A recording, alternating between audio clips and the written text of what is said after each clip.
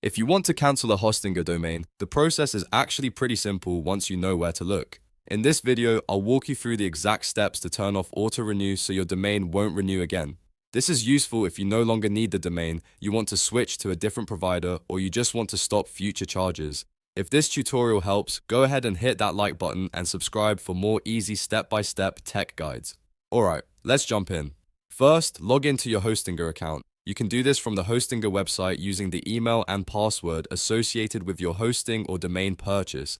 Once you're inside your dashboard, look for the billing section. Hostinger keeps renewal settings inside your account and subscriptions area, so don't worry if you don't see the domain option right away. Next, click billing, then choose subscriptions. This is where Hostinger lists your active services, including domains, hosting plans, and other products. Once you open subscriptions, take a moment to find the domain you want to cancel.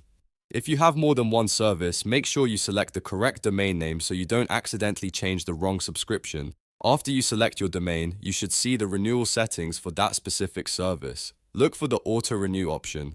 This is the setting that controls whether Hostinger will automatically renew your domain when it reaches the expiration date. To cancel the domain renewal, turn auto-renew off. When this is disabled, the domain will not renew automatically, which means it should expire at the end of its current billing period unless you manually renew it later. It's a good idea to double-check the status after you turn it off.